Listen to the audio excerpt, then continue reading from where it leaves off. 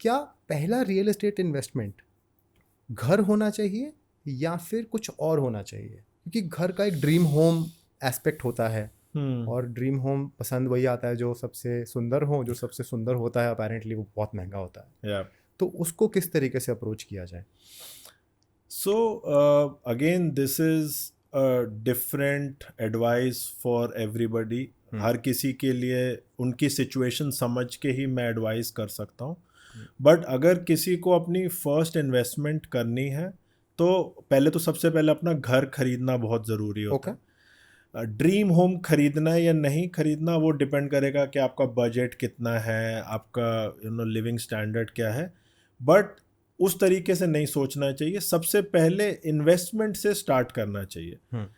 जब आपके पास इन्वेस्टमेंट्स हो जाएं जिनमें से आपको पर मंथ रेंटल आ रहा है एंड आपका जो है मंथली खर्चा आपकी इन्वेस्टमेंट से पूरा हो जाए, तब आपको अपना ड्रीम होम के बारे में सोचना चाहिए.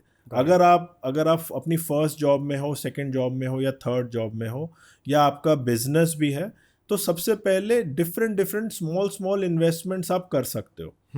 एंड मे बी 1 बेडरूम ले लिया, 2 बेडरूम ले लिया, उसको किराए पे चढ़ा दिया. सबसे पहले फोकस होना चाहिए अपनी मंथली रेंटल इनकम बनाने के लिए, अपनी क्रेडिट हिस्ट्री बनाने के लिए, एंड आपको एक ऐसी इनकम बनानी है जहां पर आप अगर रात को सो भी रहे हो तो आपके अकाउंट में पैसे आ रहे हैं, जिसके लिए रियल एस्टेट सबसे बेस्ट ऑप्शन है. और जब आपके पास इतनी इन्वेस्टमेंट्स हो जाएं, यू फील के यार अगर मैं कुछ भी ना करूं तो मेरी इन्वेस्टमेंट से ही मेरा मंथली खर्चा चल जाएगा, फिर आप you can start looking for your dream home.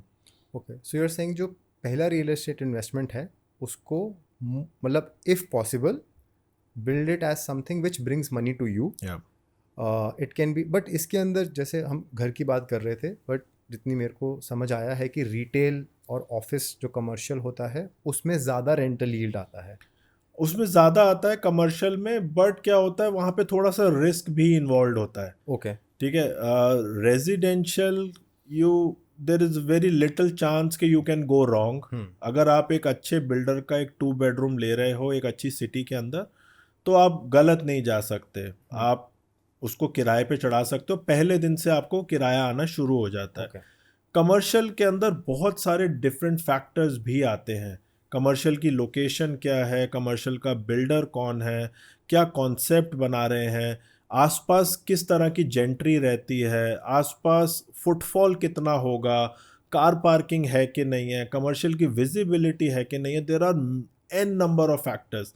इसीलिए आप अगर दिल्ली एनसीआर में भी देखोगे तो बहुत लिमिटेड कमर्शियल है जो कि आज सुपर सक्सेसफुल है. मोस्ट ऑफ देम आज आप जाओगे तो खाली ही पड़े होते हैं. ओके, तो commercial then you have to do a lot of research, और वो आपको एक्सपीरियंस से आएगा. तो पहली 1 या 2 इन्वेस्टमेंट कमर्शियल थोड़ा सा रिस्की हो सकता है. रेजिडेंशियल में बहुत कम चांस है कि आप गलत हो जाओगे.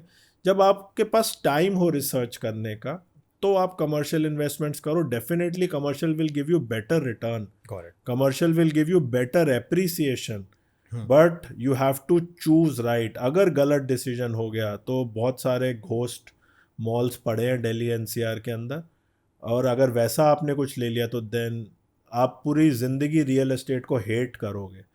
मैं बहुत सारे क्लाइंट से ऐसा मिलता हूँ जो कहते हैं यार हमने इन्वेस्टमेंट करी थी कमर्शियल के अंदर और हम आज के बाद कभी रियल एस्टेट इन्वेस्टमेंट नहीं करेंगे. So then I have to explain them कि सर आपने एक गलत डिसीजन लिया है, उसकी वजह से पूरा रियल एस्टेट खराब नहीं हो गया. आपने अगर उस टाइम रिसर्च बेटर करी होती तो शायद ये गलती भी ना होती. बट आपको रिसर्च अपनी करनी चाहिए. तो आई थिंक होम बाइंग की तरफ चलते हैं. एक आपका जो क्वेश्चन था शायद मैंने उसका आंसर अच्छे से नहीं किया, जो आपने लीड जनरेशन बोला था. मैं रेकमेंड करूँगा कि लोगों को ना लीड की सोर्स को उसकी पॉसिबिलिटी ऑफ सक्सेस या कन्वर्जन से जाके ढूंढना चाहिए. ओके, फॉर एग्जांपल अगर किसी ने मुझसे, मैं अगर रियल एस्टेट कंसल्टेंट हूँ, कोई अगर मुझसे घर ले चुका है और अगर उसकी फिर से एक नीड है तो मुझे पता है कि उसको कन्वर्ट करने का चांसेस बहुत हाई है. क्योंकि वो ट्रस्ट करते हैं, रिलेशनशिप है, likelihood of going to someone else is very poor. Even if he gets a better deal, he will discuss with me. And if I am able to serve it he would rather go with me also. Second, तो मैं ये सोचूंगा कि मेरे existing clients हैं, इससे मैं कितने leads is not a person, leads is a transaction interest, right. फिर सेकेंड, मेरे पे सबसे ज़्यादा ट्रस्ट कौन करेगा? उनके जानने वाले, कि अगर मान लीजिए मैं आपसे घर लेता हूँ तो मेरे से अगर कोई, मैं किसी को जानता हूँ जो घर लेना चाहता है, तो मैं बोलूँगा कि ऐसे कनेक्ट हो जाए, तो ट्रस्ट फैक्टर इस्टेब्लिश हो गया. तो मुझे लगता है कि लीड क्वालिटी, लोग लीड ज़्यादा इसलिए मांगते हैं क्योंकि कन्वर्जन पुअर है. लेकिन अगर कन्वर्जन अच्छा कर लेंगे तो शायद वो बोलेंगे कि लीड नहीं चाहिए, ज़्यादा सेल्स वाले चाहिए, ज़्यादा सप्लाई चाहिए, ज़्यादा प्रोडक्ट्स चाहिए. तो मैं हमेशा मतलब एटलीस्ट जो रियल एस्टेट कंसल्टेंट्स हैं उनको ये रेकमेंड करूँगा कि आप अपने ना कन्वर्जन पे ध्यान दीजिए, और फिर देखिए कि यहाँ से एक बंदा आया, यहाँ से एक बंदा आया, यहाँ से एक बंदा आया, और इन तीनों में से कन्वर्ट कौन सी तरीके के लोग ज़्यादा कर रहे हैं, और फिर वहाँ पे जाके लोगों को देखिए, ताकि एटलीस्ट आप उनको बेटर सर्व कर पाओगे, और आपके attempts to closure and possibility of a successful transactions are very very high. नहीं, I agree, but real estate में क्या हो रहा है, हम मल्टीपल चैनल्स यूज करते हैं लीड जनरेशन करने के लिए. सबको पता है कि referral is the best lead, उसके चांसेस के क्लोजर के हमेशा ज़्यादा होते हैं.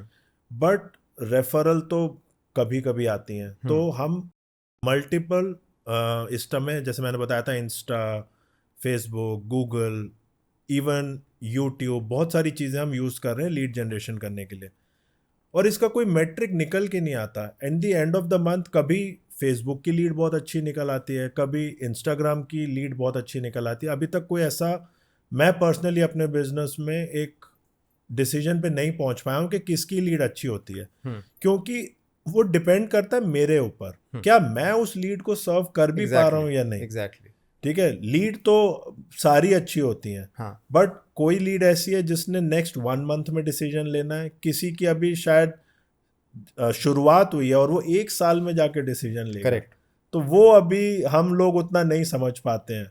एक रियल एस्टेट एजेंट को ऐसी लीड चाहिए जो इस मंथ क्लोज हो जाए. तो लीड, अगर आप एक सेल्स जर्नी देखें, टिपिकली एक होता है लीड जनरेशन, फिर एक होता है लीड क्वालिफिकेशन, और फिर एक होता है लीड एलोकेशन एंड प्रायोरिटाइजेशन, फिर उसके बाद उसको सर्व किया जाता है. इसको थोड़ा सा और एक्सप्लेन करो, क्योंकि हमें तो ऐसा लगता है कि लीड मतलब लीड. तो आई थिंक अगर आप एक बायर किस फेज़ में चल रहा है, जैसे मैं अगर इसको ब्रेक डाउन करने की कोशिश करूं, तो एक ड्रीम फेज़ है कि घर लेना है, एक है डिस्कवरी फेज़ है कि मैं इधर उधर देख रहा हूँ, फिर एक सिलेक्शन फेज़ है, और फिर एक क्लोजर फेज़ है. तो एक ही लीड के 4 स्टेजेस हो सकती हैं?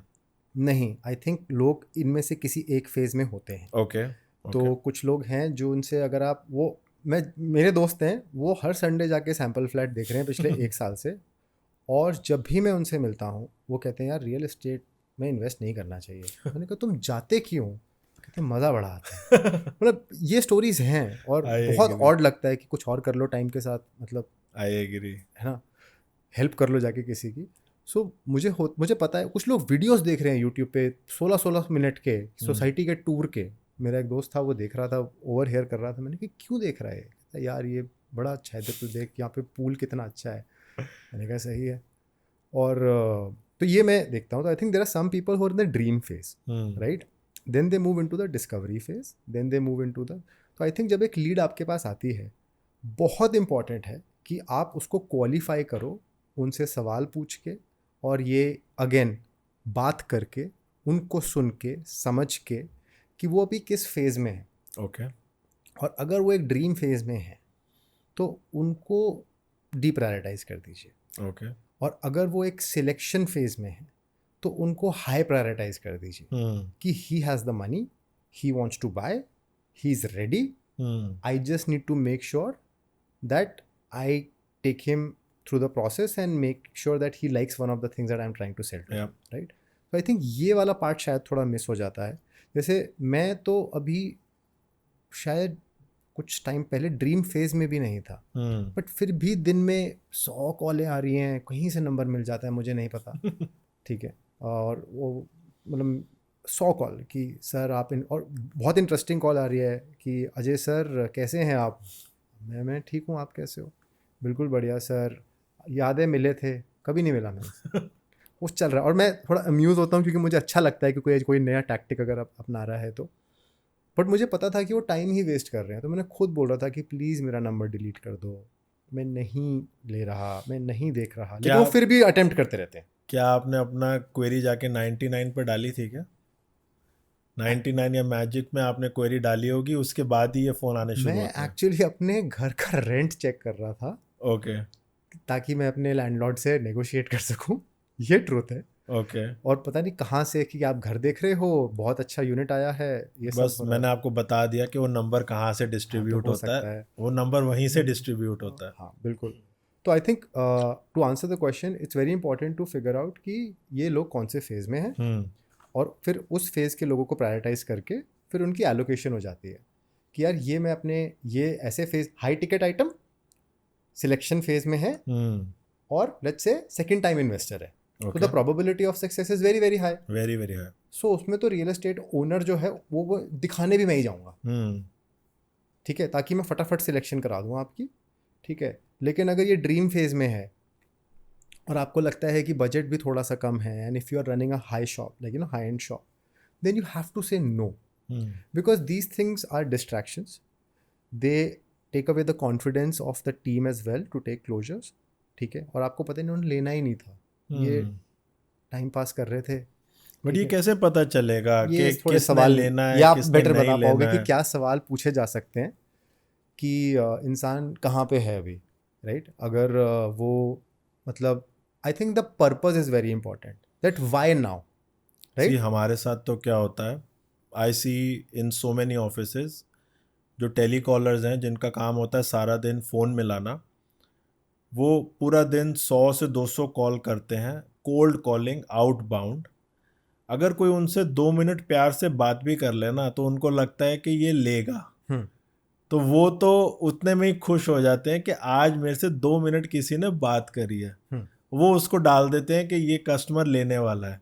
एंड देन बाद में फिर वो डिसअपॉइंट होते हैं कि उनको ये लगता है कि जिसने भी 2 मिनट हंस के बात कर ली वो लेगा। और इससे क्या होता है ना, क्योंकि उनको इतने नोज, इतना फेलियर रेट उनका बढ़ जाता है ना, तो कभी कभी ना जो उनका क्वालिटी ऑफ पिच होता है ना, वो भी थोड़ा सा खराब होने लग जाता है, क्योंकि उनको ना वो ना अज्यूम करने लग जाते हैं कि ना ना ना ना ना कोई हाँ वाला होगा ना, बट इतना ना चल रहा है लाइफ में कि उनको लगता है कि ये भी मन वो एनर्जी खराब हो जाती है।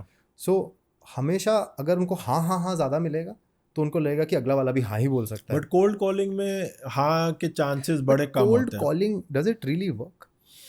बट आज के टाइम में I still see people doing cold calling. आज भी जो है एजेंट्स हायर कर रहे हैं कोल्ड कॉलिंग के लिए, टीम्स हायर कर रहे हैं। इवन बिग ब्रोकरेज हाउसेज भी मैं देखता हूँ, उन सब ने कोल्ड कॉलिंग के लिए टीम बिठाई हुई है, और दिन में 200 250 कॉल करने पड़ते हैं तो उनको। अगर एक रियल एस्टेट कंपनी मान लीजिए महीने में 100 डील क्लोज करती है, एट अ परसेंटेज लेवल के लिए 100 बोल रहा हूँ, तो कितना परसेंटेज वाया कोल्ड कॉलिंग आता होगा? I would say less than 1%, मेरे को ऐसा लगता है। मेरे पास कोई डेटा नहीं है, बट चांसेस कि आप किसी को कोल्ड कॉल करो और वो भी आपसे खरीद ले, उसकी प्रोबेबिलिटी बहुत कम लगती है मेरे को तो। सो आई थिंक इसमें ये है कि क्योंकि वो नहीं आता तो ये कर लेते हैं। ये एक इंटरेस्टिंग तरीके से मैं अपनी टीम को ये फीडबैक देता हूँ कि होता क्या है कि घर में गाड़ी खड़ी है, तुम्हें चलानी नहीं आती, तुम साइकिल से ऑफिस आते हो रोज़ धूप में, और आके ये बोल रहे हो कि मैं बहुत मेहनत करता हूँ। नहीं, गाड़ी चलाना सीखो, आराम से एसी में बैठ के आओ और प्रोडक्टिव तरीके से अपना काम करो। I agree. आई थिंक ये बहुत ज़्यादा ज़रूरी है, जो मुझे लगता है कि रियल एस्टेट को लेके maybe there are better ways, maybe there should be avenues of people learning those ways, but क्योंकि कोल्ड कॉलिंग तो कोई भी कर सकता है तो वो उसी पे रिलाई करते हैं। इट इज़ लाइक कि साइकिल चलानी आती है तो साइकिल से ही चले जाते हैं। और ये गलती काफ़ी बार लोग करते हैं कि अगर एक बार एक तरीके से वो वहाँ पहुँच जाएंगे तो नेक्स्ट टाइम भी ना वो वही तरीका यूज़ करेंगे, फिर वो वही करते रहें। उनको लगता है बस इसका एम्पलीफाई कर दो, तो 100 कॉल कर रहे हैं 200 करो, और 4 लड़के और लगा दो, 1000 कॉल कर लो। जो मुझे लगता है कि is not towards innovation as a pursuit.